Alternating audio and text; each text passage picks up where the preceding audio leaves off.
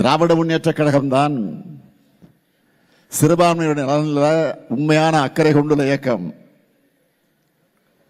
திராவிட முன்னேற்ற கழக ஆட்சி காலங்களில் தான் சிறுபான்மை நலன் காக்கக்கூடிய பொற்காலம்னு சொல்ற அளவுக்கு ஏராளமான முன்னெடுப்புகளை நிறைவேற்றி கொடுத்திருக்கிறோம். இங்கே பேசியவர்கள் பலர் அதை பற்றி எடுத்து சொன்னாங்க. திராவிட மாடல் ஆட்சி வந்த பிறகு, பொறுப்பேற்ற பிறகு செய்யப்பட்டிருக்கக்கூடிய திட்டங்கள்ல ஹைலைட்டா சிலவற்றை சொல்லணும்னா, திராவிட மாடல் அரசு மாணவ மாணவியர் விடுதிகளில் தங்கி படிக்க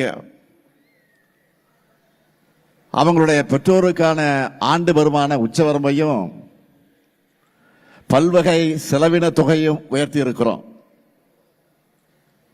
இதனால இதுவரைக்கும் 884 பள்ளி மாணவ மாணவியர்களும்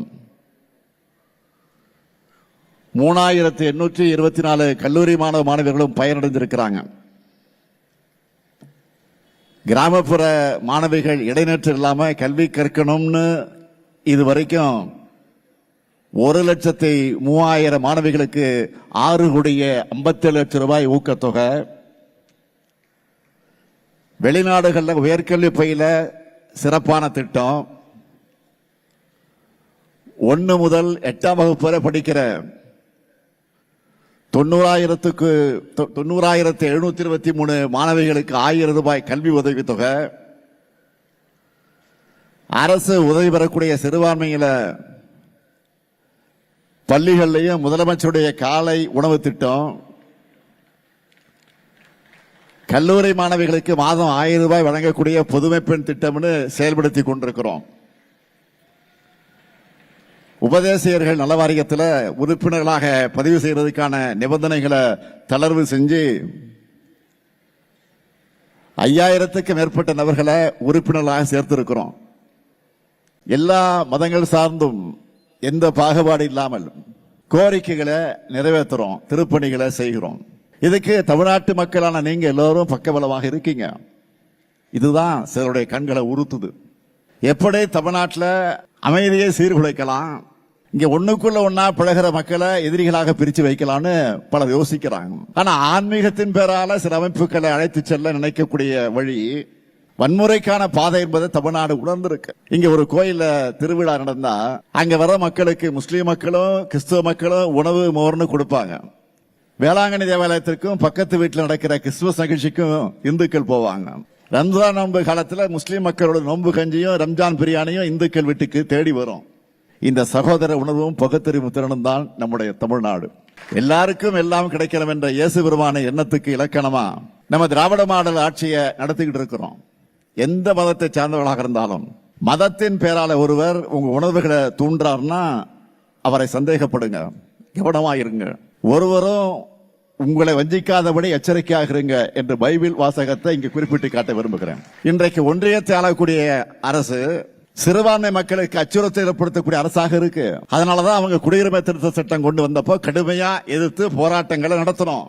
ஆனா துரோகம் செய்வதையும் மக்கள் அழகு வைப்பதை மட்டுமே தன்னுடைய அரசியலா, லட்சிய அரசியலா எடுத்துக்கிட்டு செயல்பட்டு வரக்கூடிய அதிமுக அந்த சட்டத்துக்கு ஆதரவா வாக்களிச்சது. ஒன்றிய பாஜகவை பொறுத்த வரைக்கும் மதச்சார்பு என்ற சொல்ல வேப்பங்காயா கசக்குது, சொல்ல கேட்டாலே வேப்பங்காயா கசக்குது அவங்களுக்கு. அதை அரசியலமைப்பு சட்டத்தில் இருந்து நீக்கணும்னு துடிக்கிறாங்க. நாட்டோட பன்முகத்தன்மையை சிதைச்சு ஒரே மதம், ஒரே மொழி, ஒரே பண்பாடு, ஒரே தேர்தல், ஒரே கட்சி, ஒரே தலைவர் என்ற எதேச்சதிகார எதிர்காலத்தை உருவாக்க நினைக்கிறாங்க. தமிழ்நாட்டிலையும் தங்களுடைய பிளானை செயல்படுத்த நினைக்கிறாங்க. எப்படிப்பட்ட ஆபத்தையும் பாஜகவோட நாசகார திட்டங்களையும் எதிர்த்து முறியடிக்கிற வலிமை தமிழ்நாட்டுக்கும் திராவிட முன்னேற்ற கழகத்திற்கும் இருக்கு. இதுதான் நம்ம ஹிஸ்டரி.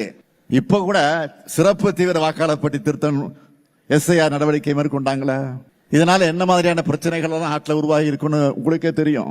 அப்படிப்பட்ட பிரச்சனைகள் தமிழ்நாட்டில் வந்துவிடக் கூடாதுன்னு தான் திமுக சார்பில் நம்ம ஏற்கனவே உச்சநீதிமன்றத்தில் வழக்கு தொடுத்திருக்கிறோம். ஒரு பக்கத்தில் நீதிமன்றத்தில் சட்ட ரீதியாக போராட்டத்தை தொடர்ந்தாலும் மக்கள் மன்றத்தில் ஒவ்வொருத்தர் வீட்டுக்கும் போய் அவங்களுடைய வாக்குரிமையை உறுதி செய்ய திமுக நிர்வாகிகள் துணையாக இருந்தாங்க.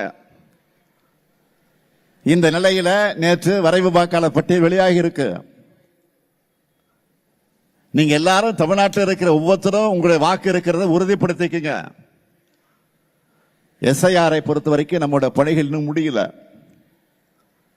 உங்களுடைய வாக்குரிமை பறிக்கப்பட்டிருந்தா கழக நிர்வாகிகள் உங்க வீடு தேடி வருவாங்க.